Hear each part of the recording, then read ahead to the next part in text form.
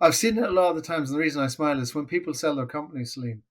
They work their whole life, they work their ass off, they have a sale and a nice successful exit, and they get a check for 10 million or 20 million. Or I met one guy, 80, one of my clients, 80 million.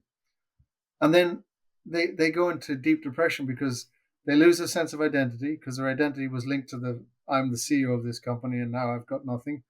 They lose their sense of purpose because the purpose was to build the company. Now they've got no purpose. And so they go through a real shift of, oh shit, is this all there is in life? And the only way they find fulfillment is to go out and do good work, to maybe get involved in charities, to donate their time. And then they recognize the true fulfillment is in the service of others. Mm. It's a shame that most people recognize it when after they've sold their multi-million dollar company, though. Yes. Is there a way to, like, accelerate this? Because I feel like, when we talk about the rich get richer and the poor get poorer, I find that even what you're saying, that this, like, concept of the importance of contribution and giving back, which is such a life hack, it's such a secret to life, and so many people only get that once they've, like, reached certain levels of wealth and abundance, material abundance in their life, to realize that the material abundance is not going to provide them with that inner fulfillment.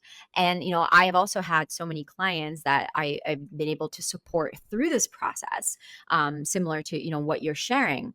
But it does leave me wondering, what about all the people that don't become CEOs of a company, don't get to that point? Like, how can they experience this? How can this click without necessarily needing to sell a very successful venture? Yeah, so they probably have to do the work. I mean, they have to go down through the spiritual rabbit hole. They have to do a lot of introspection and want to improve. Like Tony Robbins is a beautiful human being because he takes millions of people to that first stage of life, the personal development stage.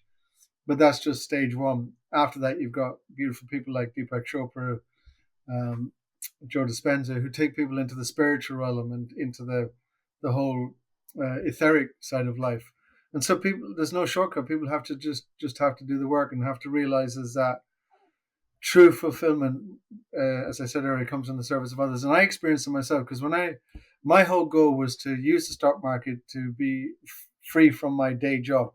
Once I became free from my day job and I had achieved my goal, and I kind of said, well, what's next? And then very quickly I said, well, it's obvious. Now I need to go out and show other people how to do it. And I actually get more joy from other people doing that than